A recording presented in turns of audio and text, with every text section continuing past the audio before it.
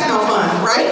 So as they're saying things, as things strike you, as things spark something in you, please raise your hand, right? We want this to be as interactive and as beneficial to you as possible.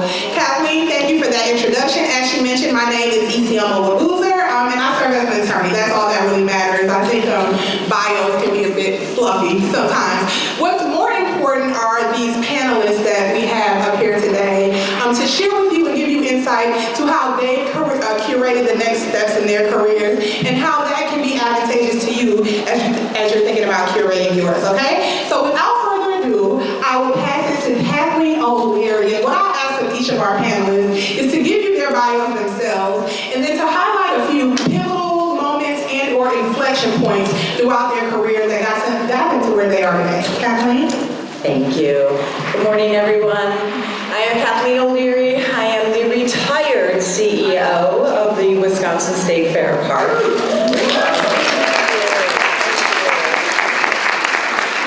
Spent 25 years of my life there and started out, as we all do, right? I came in and worked on sponsorship, moved into marketing, moved into communications, ultimately moved into Chief Operating Officer for a hot second before I was asked to step in to be interim executive director of the Wisconsin State Fair in 2016, 78 days before the 2016 Wisconsin State Fair.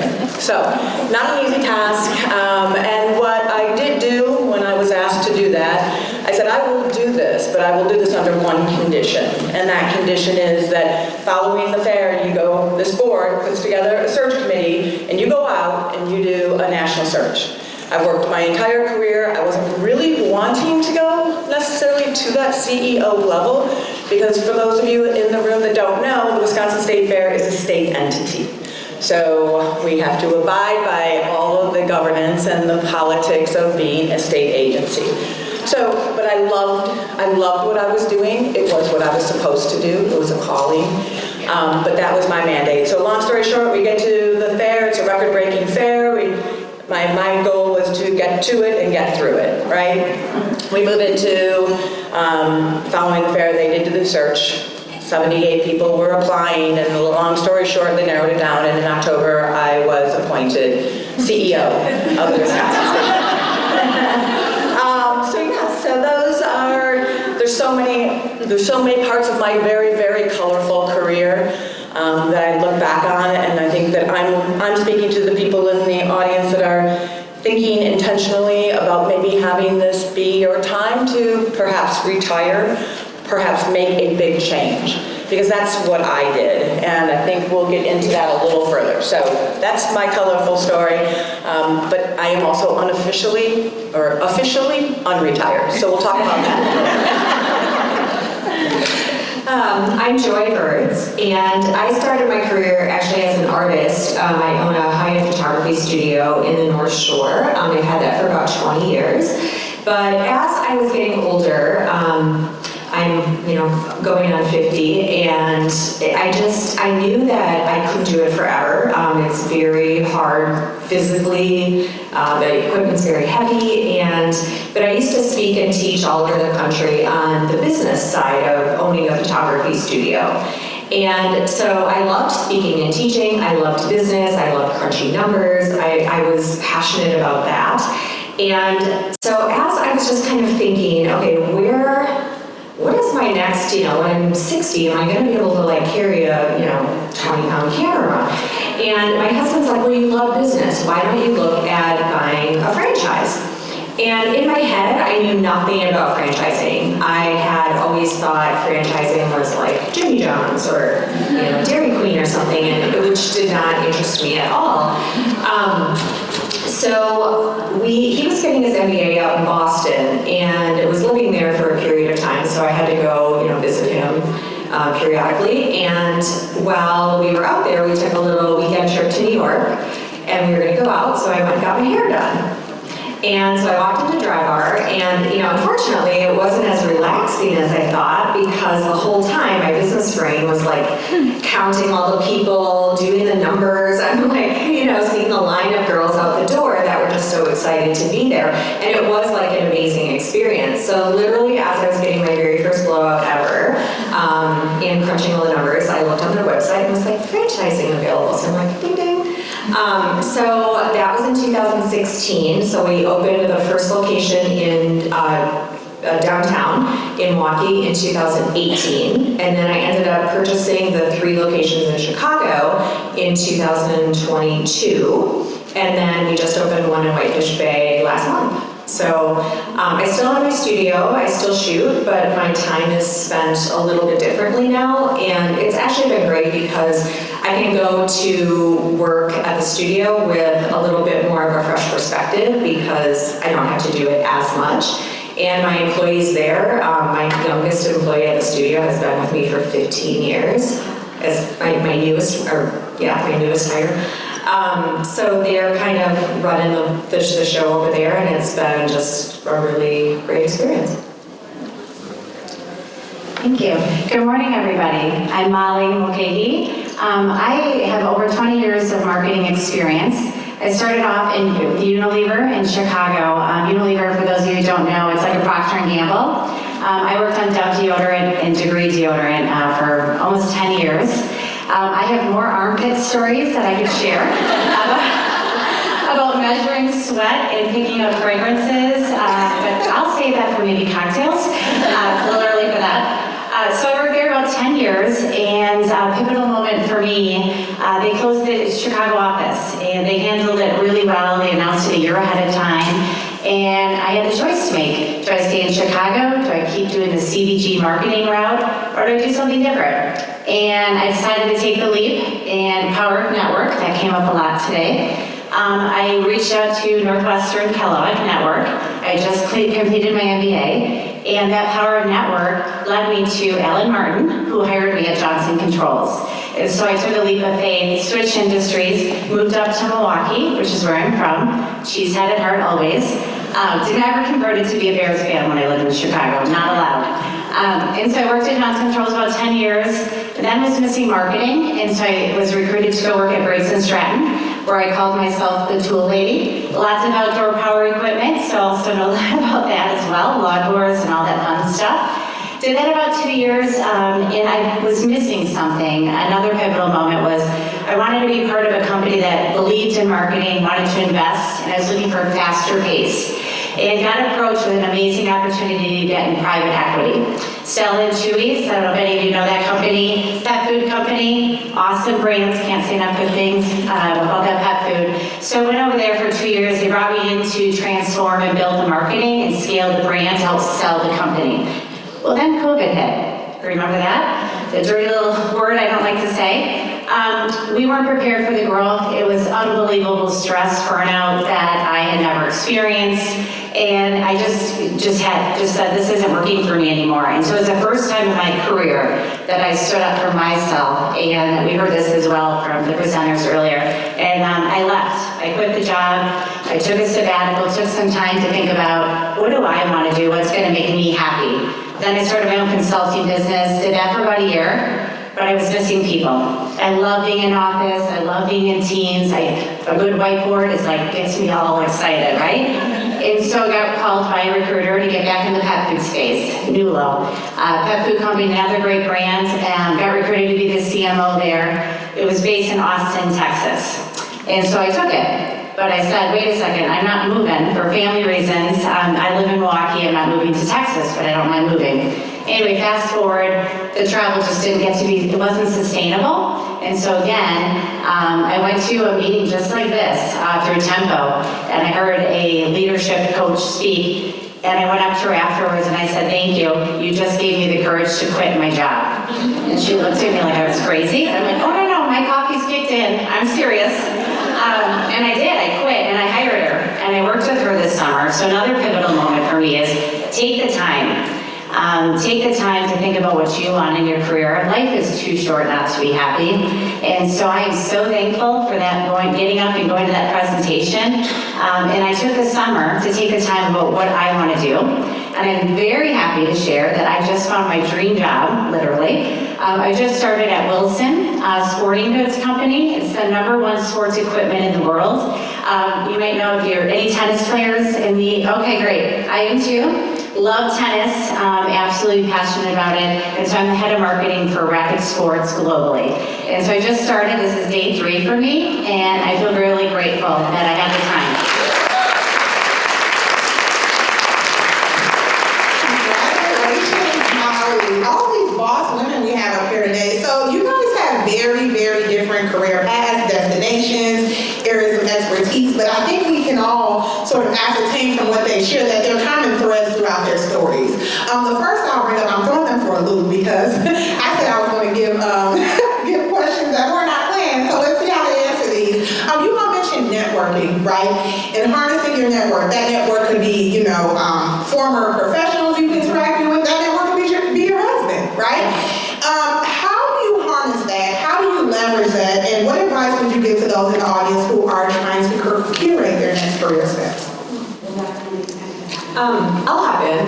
I think that, one of the things that my parents actually instilled in me was if you do good in the world, good comes back. And so I've always tried to just get involved in organizations that I was passionate about that also had sort of a mission. Because then you're along with like-minded people, and people want to help you be successful when you are doing something that is great for others. Did my mic just go up? No, it went down. It's good. Oh, okay. All right. So I think that, if it's awesome to get involved in professional organizations, but it's also just as important to get involved in organizations that do service of some sort.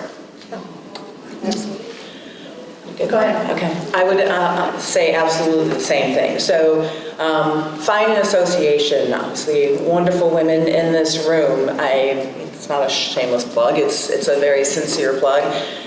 Tempo did me very, very right. And there's the beauty of Tempo is that you have the stepping. So the very young, emerging women, leaders, right? You get there and then you get those mentors, and then you can move into the regular Tempo, the mentor circles. Honestly, it was the most incredible part of my networking, right? And also Professional Dimensions, again, another sponsor as well, Tempo and Professional Dimensions. Professional Dimensions, can't say enough about it as well, afforded me a number of years of meeting incredible women. So those, I would say, are 2 associations to really try and get your arms around, embrace them, read about them. If you're not a part of them, there's a place for you. There is a place for you. I would also say, from my standpoint, I was very, very involved in the International Association of Fairs and Expositions, obviously being in the fair industry, but it allowed me to meet all kinds of different people. And the fair industry at the time that I walked in, you could count the women on one hand, number one. It was a man's industry. And I just forged forward. I used my voice, but when it was appropriate, I had a seat at the table. I utilized that in every way that I felt was going to garner me the respect that I deserved as a woman and also a woman leader earlier even on when I wasn't CEO, just as a director of marketing, director of communications. And then, a mentor. I started in the beer business. I didn't talk about that when I lived in Chicago. I'm a Chicago native, but love Milwaukee. Not a Bears fan. So Tom Crimmins was my mentor, and he brought me into the beer business. And my name is Kathleen O'Leary, but all of my life I grew up as Kitty O'Leary. And that was my name, right? And the best part that he ever did for me was during the final interview, he's like, "O'Leary, you did all your right things. You did the copious note. You won everyone over, but we have a deal breaker." And he gets up and he closes the door. I'm like, oh, God. And he's like, "You've got this job under one condition." I looked him straight in the eye, and I knew right where that door was, because if it was going to go the wrong direction, I was going to leave. I was like, "What's that deal breaker, Tom?" And he said, "You can no longer be called Kitty O'Leary. You are Kathleen O'Leary from this point forward. And if you think that you are 23 years old, 5'9", redheaded, and you're going to get any respect in this business, you have an uphill climb as it is. But to walk in as Kitty O'Leary, you'll gain a little more respect if you walk in as Kathleen O'Leary." I was like, okay. Kind of was a little annoyed, but I also thought, okay, well, if this is the deal breaker, I've got this. Number one, it was the hardest thing I've ever done, because there's a point in my life that's up to Kitty, which is after college, everybody's Kitty. They can't move over to Kathleen, and then the Kathleens can't move over to Kitty. So that's the good point. But make a mentor. Tom Crimmins was my mentor. He was my guy till the day he died, which was just a while ago, which breaks my heart because it's that call that, all right, Crimmins, this is what I'm doing now. What do we think? And he was that person, so find a mentor. Love that. I just, to add to that, great points. I'm also a member of Tempo. I've had a lot of great experience. That presentation I went to was a Tempo event that gave me the courage to quit my job, so I'm thankful for that. My big advice here is don't be shy. Don't be shy. People like to help people. You have nothing to lose by asking. You don't get if you don't ask. I think we heard this earlier, 100%, right? Ask for it. I've done this and it's led to jobs through the Kellogg Network. That's how I got the Johnson Controls job. This job that I just got, my dream job, I called an old boss that was a CMO of huge global companies. Hadn't talked to him in 20 years. 20 years. And I reached out to him, and he called me Mal, and we talked like I just talked to him last week. We picked it up just like that. And so one of the things I regret in my career is the networking. I wish I would have just leaned in and make it a priority. Like just once a week, drop someone a note on LinkedIn, ask someone to meet for coffee. That's what I did this summer. Every day I met someone for coffee or lunch, right? I met with you, Kate. And I just to learn, get curious, and you never know what might happen. And it led me to this job. So don't be shy would be my advice with networking. No, I love that. And I think something to add to that though, Molly, you haven't talked to him in 20 years. And I credit Kathleen for this. She was saying on our calls, never burn a bridge, never burn a bridge. Mm-hmm. People remember how you treat them. If you would have called him 20 years later and he had a bad experience with you, you might not be in the position you're in now, right? So never burning a bridge. And then as a millennial, I'll speak for the millennials out there, also consider networking horizontally. I think when we talk about networking, we always talk about vertical, right? That person above you, that chief executive officer, that C-suite. But at the end of the day, when we grow up and we're all great, it's going to be the people around us. It's going to be our peers. And again, thinking about how you treat people and how you curate those alongside you, right, beside you. Something else that you mentioned that you all mentioned that I caught in your stories, and I'll start with Kathleen and Molly. Joy, I'll give it to you a different way afterwards. You all said yes. Right? You all said yes at different points in your career. Kathleen, when they approached you to be interim CEO. Molly, you had a plethora of examples of when you said yes. How did you decide it was the right yes? And how do you know when you're saying yes too much, right? Because as women, we have a tendency to do that. We want to, have our family be great. We want our careers to be great. We're saying yes, yes, yes, yes to everything. Then there's burnout. Right? So one, how do you know it's the right yes? And two, when do you know you're saying yes too much? And again, I'll start with Kathleen and Molly on that. Good one? Yeah, go. All right. This is a great question. Thank you. Saying yes is something that should be done, again, like every other decision, without emotion. And that's not easy. But if you're going to say yes to the job offer, say yes to the board seat, say yes to the commitment that you're making, you need to make sure that yes is where you can follow through, right? You need to show up on whatever you're saying yes to. So be very mindful of your yeses. My yes on that Friday afternoon in May was a hard day. Number one, I'll use his name because it was very high profile, but Rick Frenette. Speaking of mentors, Rick Frenette was my mentor. He was my guy in the industry. When those 5 other or 4 other women were in a room with me and everybody else was men, Rick, he knew. He could see the leader in me. He could see the passion in me. He could see the purpose in me. And he took me under his wing. My husband died in 2007. And he was the first one to come to me and said, Kathleen, lean into this industry. Lean into this industry. It will be good to you. It will give you the flexibility to raise those 2 little girls. It will do you right, and I will help you. And he kind of guided me along the way. So that Friday was really difficult because Rick did get fired because he really made some bad choices, but he made some bad choices because he was trying to take care of his assets, which were his people. In the state industry, state agency, which I talked about earlier, you can't give people raises. You don't get raises in the state industry, and you can't give yourself one. So, needless to say, he was being fired. I was losing my guy. I was losing my person. and I was needing to step up. And everyone in that organization at Wisconsin State Fair Park, for the most part, as a leader, everyone's not going to like you. It's not a popularity contest, but the majority of the people liked Rick. So now not only did I have to step into this position and say yes to it because it was the right thing, we needed a leader that could get us through and get us to that Wisconsin State Fair to make 1 million plus people happy, right? No easy task, but also to keep 80 people motivated, because that's 80 full-time people. So the yes was, to your point, I had to think through it. I had to understand that me saying yes was going to change my life. It was going to change my career. It was going to put me into exactly where I didn't want to be, which was the bullseye on my back from a political standpoint. But it was the right thing to do. It was the right thing to do. It was the right thing to do for my people. It was the right thing to do for the fair industry. And it was the right thing at that point in time in my career. Thank you for sharing. Yes, this is a loaded question. You got me on this one. To me, I think as women, I'm gonna raise my hand, I'm a pleaser. So I say yes way too much, way too much. And as I've gotten older and reflecting, and it's one of the things I work on is how do I get better with boundaries. And there's times in my career that I did say yes, and I regret it now that I look back, but I learned from it because I didn't listen to my intuition.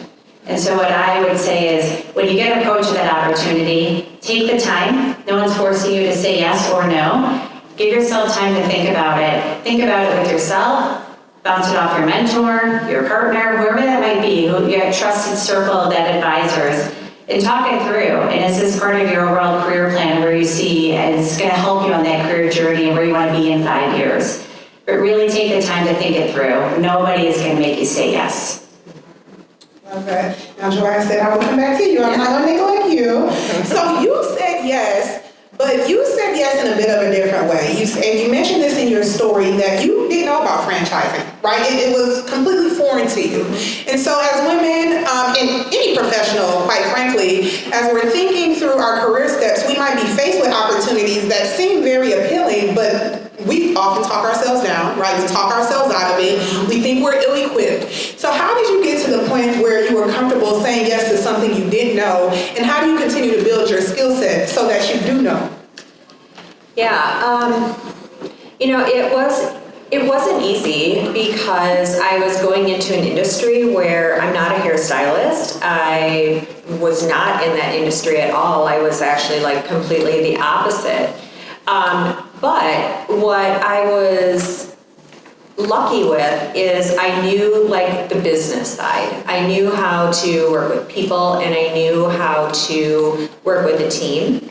And so for me, like there was a lot to learn in terms of, the technical part of hair and like the ins and outs of that, beauty industry. So, I'm not gonna lie, the first few years, they were a struggle bus and I made lots of mistakes and learned a lot from them. But I think the best thing that I did was pull upon the other owners that I had that, had been through the same thing, and I would reach out to them all the time and be like, how did you handle this like weird situation? And sometimes it was simple, like, how do you do this on our software? I have a stylist who is calling in sick 70% of their shifts. Like, what do you do with that? And so I think as long as you know that you can find the resources for yourself, it's a lot easier and more comforting to say yes to those situations that might make you uncomfortable because you now have like a plan of action in finding the help that you need. And it's hard for women, I think, to even ask for help too. So that's another. Yeah. Be quiet about that. Mm-hmm. You brought up mistakes, which I think is important because we live in a society of highlight reels, right? You get on Facebook, Instagram, LinkedIn every day, and everyone's posting their next accomplishment. I know I do it, admittedly. But people never show you the ugly side, right? They never talk about the things they did wrong, the things that went left, the things that are ugly. What mistakes, if any, did you all make on your career journeys as you were curating your careers, and what have you learned, or what would you have done differently? I'll go. I'll start with the mistakes. My biggest mistake was what was discussed this morning. right? Not so much when I was CEO, a little bit into that, I'll get there, but when I was director of marketing and communications and there was just so much happening, I was that leader that stayed long. I was that leader that did send the email at 8 o'clock, but I was really writing it at 2 a.m. and I was really writing it at 4 a.m. And it took me, no one really told me, it was my own self-learning that I'm burning out and I'm burning my people out. And I made a really drastic shift. And at that time, my girls were younger too. And it was just family is first. And if I'm going to say it as a leader, then I better do it, right? Profess what you say, do what you say, and that is a big turn because it was a big mistake for a good window of time.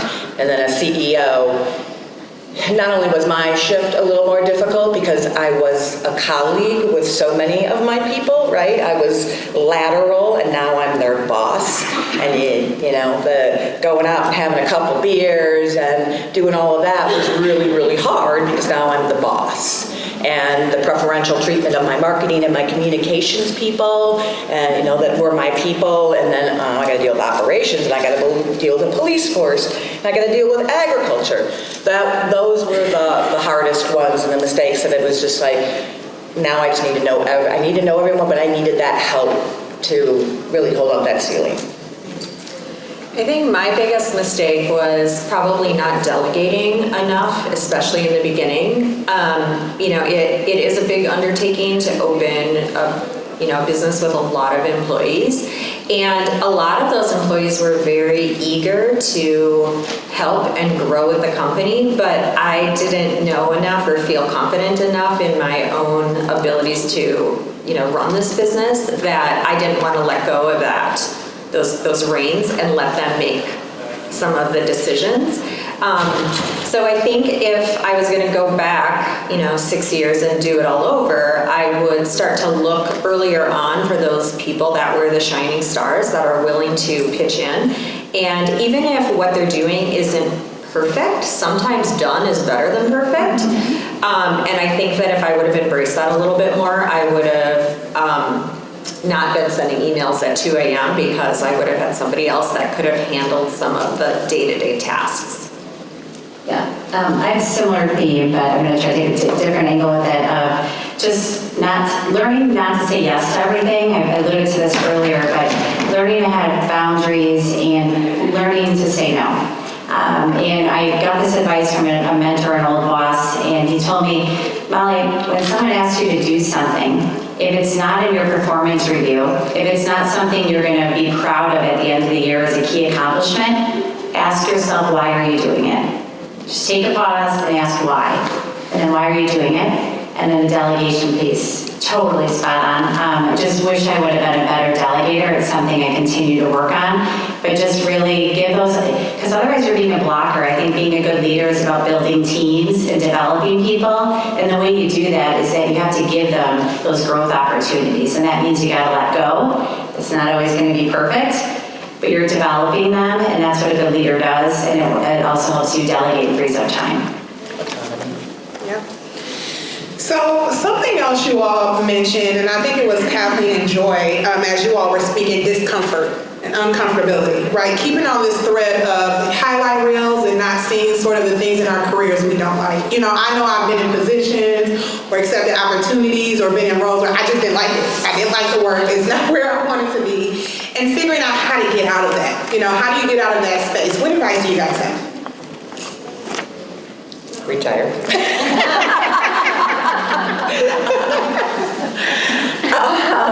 Joy, I'll start if you don't mind. So mine is the politics, right? I didn't like it. I knew I did, and I'm not politically fueled. That is not what drives me. Passion drives me. Purpose drives me. Logic drives me. Said carefully, there's not a lot of that in politics. And to go 10 steps forward, to go 27 back is not how I'm programmed either. But I said, you know what? I'm smart enough. I'm able to navigate it, right? So that's exactly what I did. I navigated the politics that were in my life day in and day out at levels that are unthinkable. But then it was at that point in time that I knew I wasn't, I knew, I mean, my mind, I had pragmatically, was very intentional about my idea of how I was going to exit, because I wanted to exit with the legacy. A good leader leaves a place that they are at in a better place than they found it. And that was certainly what I believed I had done and what I was going to do. But how do you get out of it? It was to decide that this wasn't the driving force for me, and it wasn't going to go away. So I had my options, right? What do? Do I just continue to be day in and day out doing something that I don't really believe in? Absolutely not. But did I build an empire that was ready for me to leave? Absolutely, and that's what's really important. Don't leave just to leave. Don't jump just to jump. Formulate your plans. Understand, is this what I just don't like because I don't like this today? Because we're all going to have stuff that we don't like. It's when it becomes profound, when it goes against the grain of what drives you, what you believe in, certainly if it's not moral or ethical or legal, and certainly maybe jump, but just be very intentional about what makes you happy and what makes you be a better person and a better employee and a better colleague. And in the cases of a better mother, a better spouse, a better significant other, all of those things, and how is your life, what are these cards that you're being dealt and how are you playing them? Yeah, I would completely agree with that. And even on like a smaller level, one technique I've always used is I actually say yes to almost everything. So I'm not good at saying no. However, I have learned that you can say yes to everything, except you need to follow it up with what needs to happen for you in order for you to say yes. And then it's on them to accept your terms.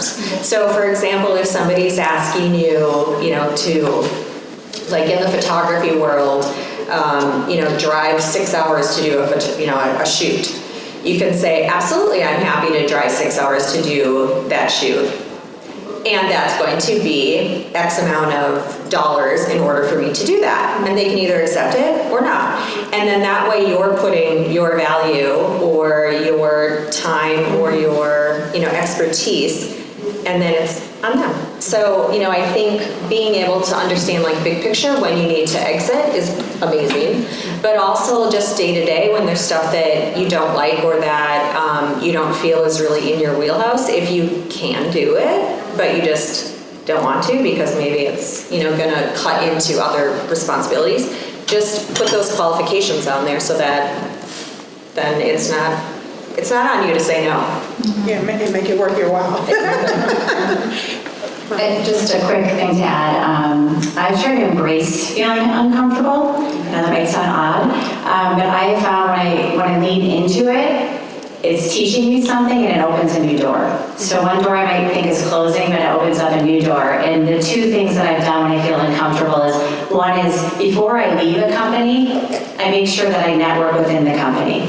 So I talk to other leaders and understand what's the growth strategy, where are the new opportunities. When I did that, like at JCI, for example, Steve Roll, the CEO, he opened up this new innovation lab. It was called the Secret Lab. I wouldn't have gotten that job if I didn't start to ask about what are the new opportunities. I was wanting something more to be part of growing the company, and so I got hand selected to be part of this new startup within JCI. Awesome experience. I wouldn't have gotten that if I didn't feel uncomfortable and lean into it and start networking internally. So advice is, before you leave a company, make sure you do your homework, network, see where the company's going, find that good boss, mentor within the company. And the second one is I've had two outstanding career coaches that have helped me through my career that sometimes tell me things I don't want to hear, but you need to hear it and you learn from it. And being vulnerable and being honest with a career coach or a mentor, whatever that might be, you learn a lot about it. It makes you a better leader, and it helps open those new doors. Well said. So let's talk about time. Time is the one thing you can't get back, and I think it's something that now that each of you have mentioned at some point during this morning. Now time in our careers. Someone mentioned, I think it was you, Molly, take the time. Now, taking time, that can be voluntary, that can be involuntary. We can talk about involuntary taking of time a little bit later, because layoffs and things are things we just don't talk about openly in the professional world. But when you all take time at various points of your careers, how did you make the best of that time? How did you truly utilize it to prepare you for your next step? I can take this just because I literally just did it. So after 20 years of working in marketing, I said that pet food, love dogs, but not enough to get one. Something just wasn't right. And I just really was struggling, wanted to find something that I wanted to market that aligned with my purpose and my values. And so I quit the job, and I've never done that. I've always gone from a job on a Friday and started a new one on that Monday. And I'm like, I'm doing this. It just doesn't feel right. I'm burnt out, the travel, and I did it. And the first month, I'm like, oh, this is great. I went to Florida for spring break with my family, and I came back, I'm like, oh gosh, now what? What am I gonna do? What if I just do? I don't have a job. And it was uncomfortable. And I worked with this career coach, and she said, you need to take the time. And for 20 years, you've been go, go, go. You were a single mom at one point. You've just been go, go, go. This is the first time you have you time. Put yourself first. So I took this summer, and I literally had, because I'm type-based, spreadsheet, and I just went through my network and thought about important people in my life, and personally, professionally, and just started asking. And that's what, don't be shy. I think everybody has met with me that I've asked. And I reached out to CEOs of companies. The power of networking, I can't say enough about. If you make the time, it will open new doors. I'm standing here with plenty of stories to tell about it. So I learned so much through it. And so taking this time and working with this career coach, and what we were talking about is I was always on a hamster wheel. And just taking the time to quiet your mind for 20 minutes a day to meditate. I've had the Calm app and different apps, and I'm like, oh gosh, I don't know how to sit there and do the meditation pose and all that. Who can do that? Not me. But my career coach said, no, you really need to you don't have to do that. Just find 20 minutes and just sit wherever and just think about what's on your mind. What's getting in your way personally or professionally, and flip it. And flip it by asking yourself, how might I? How might I? It's a simple question, but it changes something from being blocking you, and it opens up your mind to think about the new possibilities about how you might get that job, how you might quit your job, how you might switch from corporate to nonprofit, whatever that might be. It helps open your mind to think about what are the possibilities that will take you to get you that next step. I'll dovetail off of that, Molly, because the time is absolutely key critical when you're making any big career decision, right? How is it going to be between the separation of time? When I knew that I was going to retire after the 2021 fair, and it was my business and it was me processing, nobody else knew, but I was intentional about what I was doing. I was intentional about a reorganization. So when I made the announcement, and I will tell anyone in this room that's about to retire, just make sure it's a full-time job. It is a full-time job to retire. But I was afforded that at 57, right? I wasn't ready to retire, but I was ready to take some time, as I never took time for myself. And I was very, very intentional about it.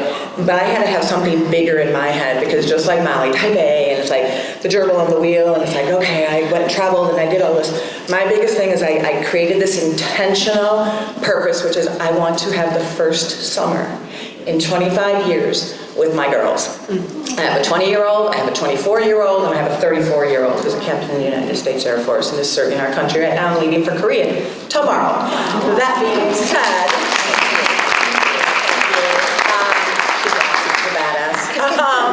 so I needed to do that, but again, I got in front of myself. People would call, Kathleen, there's an opportunity, and I'd be like, okay, I think, and then Ed would be like, Kathleen, intentions, right? So you need to have that person. And then I'm humbled by the fact that the phone rang a lot, and there were some opportunities that I kind of, after I said no the first time, I was able to say no a little easier. And it was just no, not the right time. Thank you, not the right time. Nurturing that network, nurturing those relationships. I will speak about it. I profess it in my personal life, my professional life, my kids, the whole thing. Never burn a bridge. Never burn a bridge, because you do not know where you will end up. And I want to get into the story, but needless to say, May comes and the phone rings and I know who it is and I answer it. And he's just like, Kathleen, if you would just bestow a little of your marketing wisdom, I am working on this $41 million project in Plover, Wisconsin. I'm like, okay, Plover, Wisconsin, where the heck is Plover, Wisconsin, right? It's near Stevens Point. And if you could just make a few phone calls and just do that. So I did. Because I really felt like this person that I believed in knew that this was something that was right up my alley.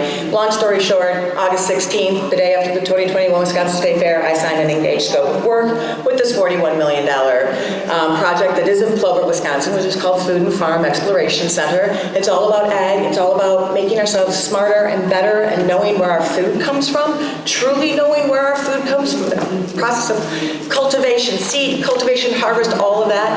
And now I didn't know that I could be as passionate about anything other than the Wisconsin State Fair the way that I was. I am passionate about modern agriculture and the profound purpose that we all need to be smarter. So there's that. But it took the time. I would have been, if I didn't take that time, the ball game would have looked very, very different.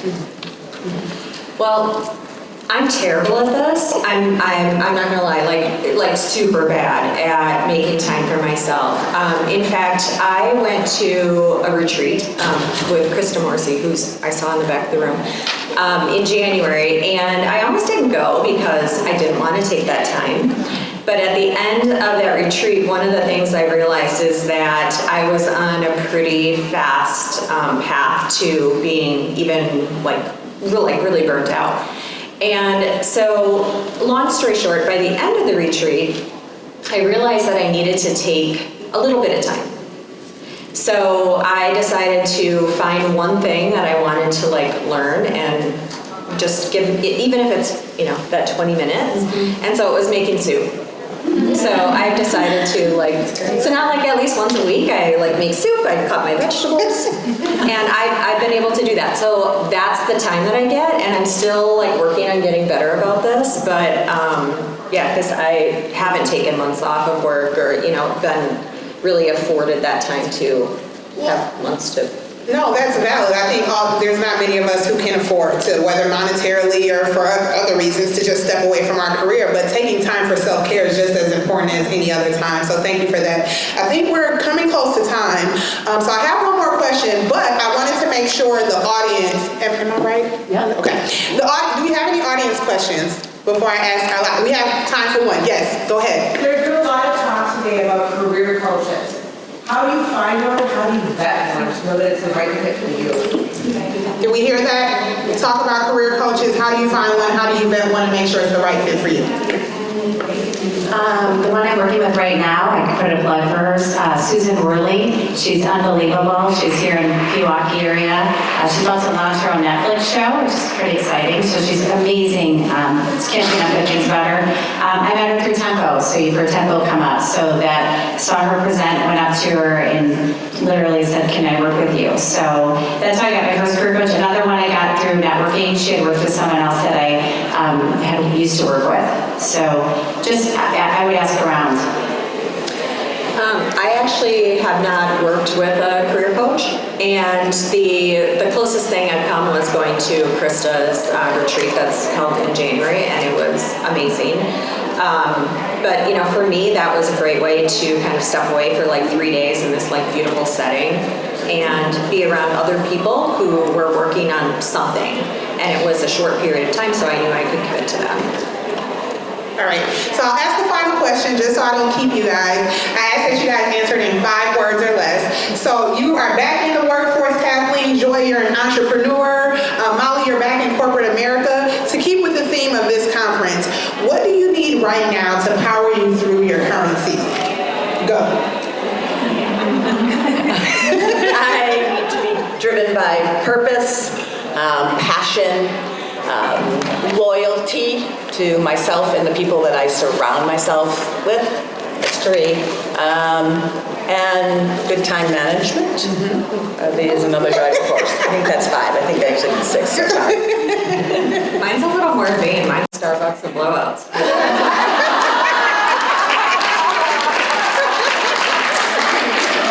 Okay, that was awesome. I'd be Dunkin' Donuts, but we'll still be friends.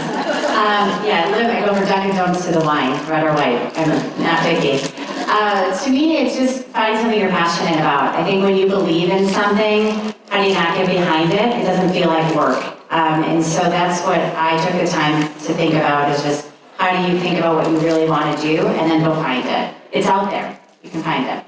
Awesome. Thank you, Molly, Joy, Kathleen. Please give it up for our